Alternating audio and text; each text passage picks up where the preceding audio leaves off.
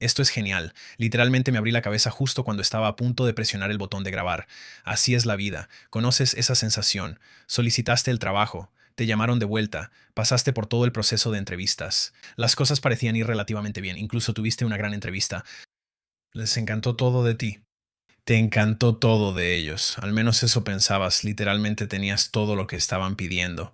Y ellos se inclinaban hacia ti, te hacían todo tipo de preguntas detalladas, tratando de obtener información sobre la industria desde tu perspectiva, tal vez tomando muchas notas detalladas. Y luego llega la conversación sobre el salario, ya sea en una oferta o en la pregunta sobre tus expectativas salariales, y no es para nada lo que esperabas. Y de repente actúan como si la cifra que te acaban de dar fuera algún tipo de regalo por el que deberías estar emocionado. Y al final de este video vas a saber exactamente en cuál de tres situaciones completamente diferentes te encontrabas realmente. Y esto es desde el principio. Y una vez que sepas cuál es, vas a saber si debes negociar, cuestionar la oferta o simplemente alejarte de la oportunidad.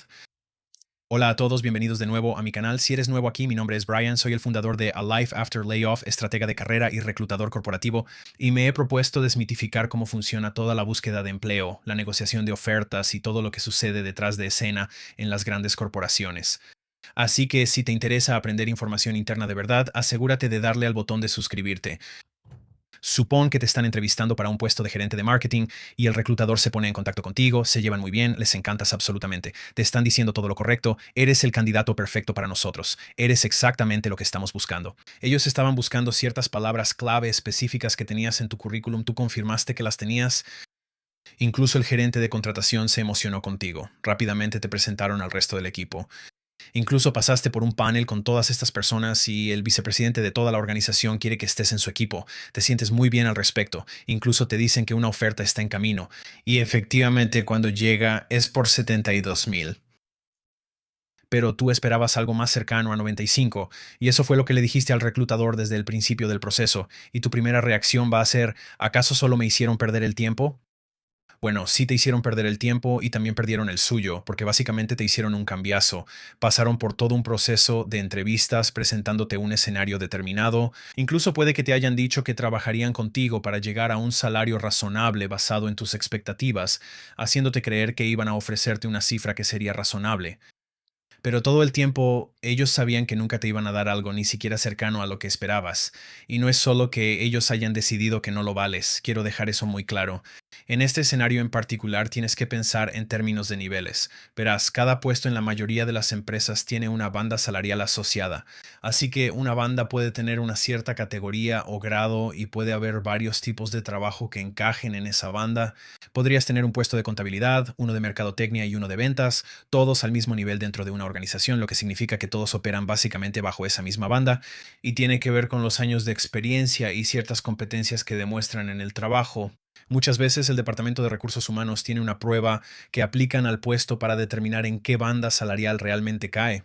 La cosa es que tu vasta experiencia, todas esas cosas por las que se emocionaron cuando originalmente te invitaron a la entrevista, en realidad no mueven esa banda. Solo una reclasificación de la requisición de personal lo hace.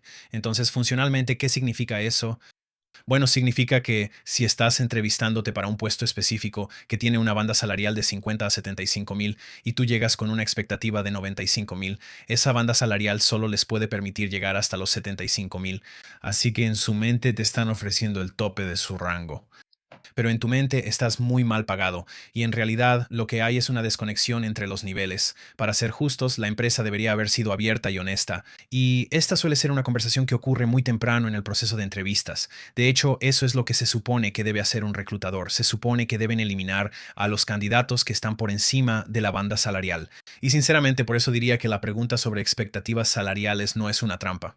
Está diseñada simplemente para asegurarse de que no estés perdiendo tu tiempo ni el de ellos, y que haya una oportunidad razonable de que se acepte una oferta al final. Cuando hay una diferencia de $25,000 por más que negocies, probablemente no vas a llegar a donde necesitas estar.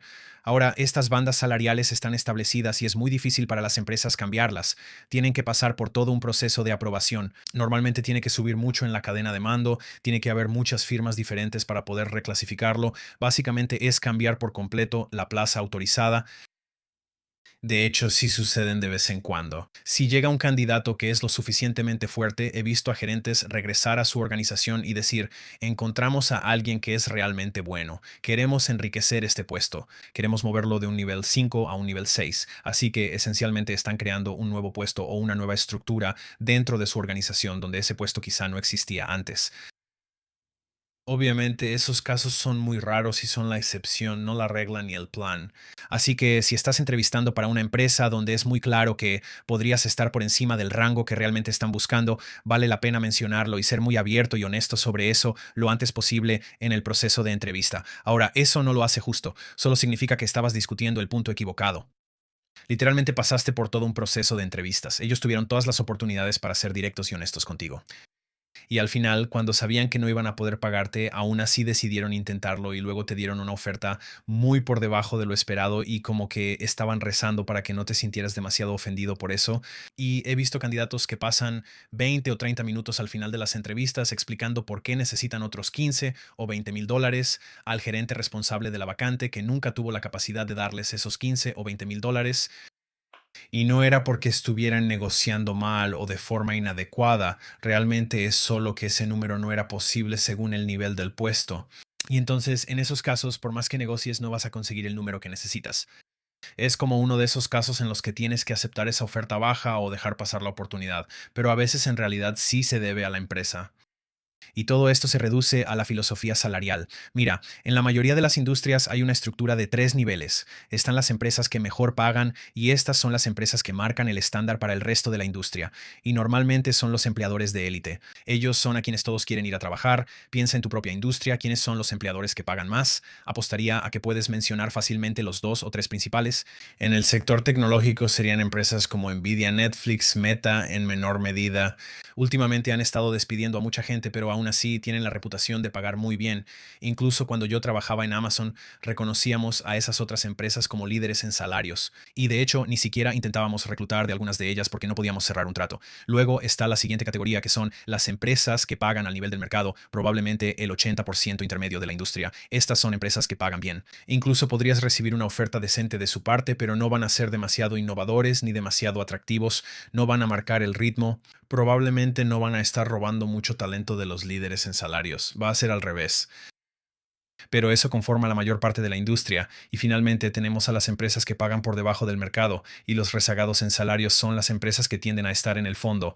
Tienden a ser empresas que consideran la rotación de personal como parte de su operación comercial y normalmente es para puestos que son muy estresantes, donde saben que la gente va a estar rotando bastante rápido.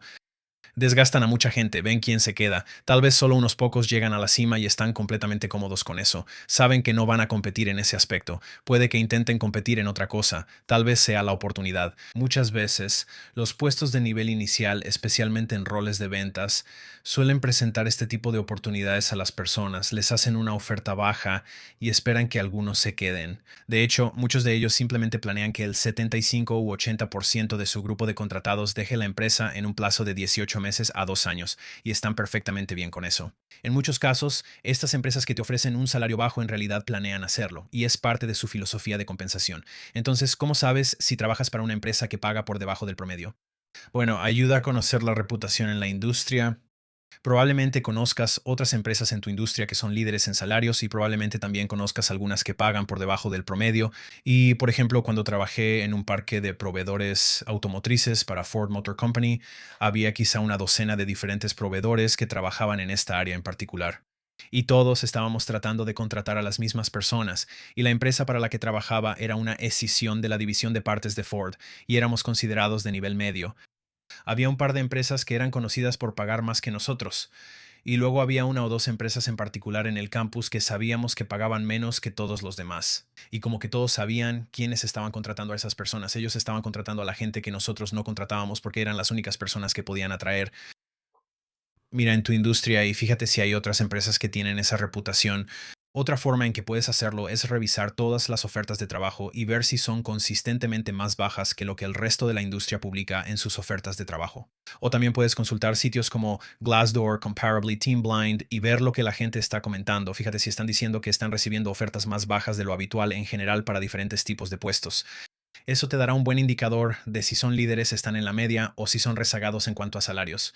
Y luego tenemos la tercera categoría. Ahora, no todas las ofertas bajas van a ser estructurales o por nivel del puesto. En algunos casos, las empresas solo quieren ver qué estarías dispuesto a aceptar. Probablemente es más común en ventas, pero también podrías verlo en la búsqueda de ejecutivos, como con un ejecutivo, por ejemplo, o podrías verlo en startups. Pero volviendo al ejemplo de ventas, podrías tener una empresa que intenta hacer una oferta baja a alguien para ver cómo la negocia. Así que la empresa te va a ofrecer ese salario más bajo y dirán, bueno, vamos a ver si lo acepta, cómo lo maneja, porque es una táctica de negociación. Y van a usar eso como un indicador para ver si realmente vas a negociar esto. Porque si te sentamos frente a uno de nuestros clientes y ellos se resisten a algo, queremos saber que eres capaz de manejarlo. Ahora voy a decir que estos casos son sumamente raros. No asumiría que una oferta baja automáticamente significa que te están poniendo a prueba, así que tal vez valga la pena cuestionar un poco si realmente sientes que la oportunidad es buena, pero la empresa regresa con una oferta más baja de lo habitual. Pero aquí hay una pista rápida.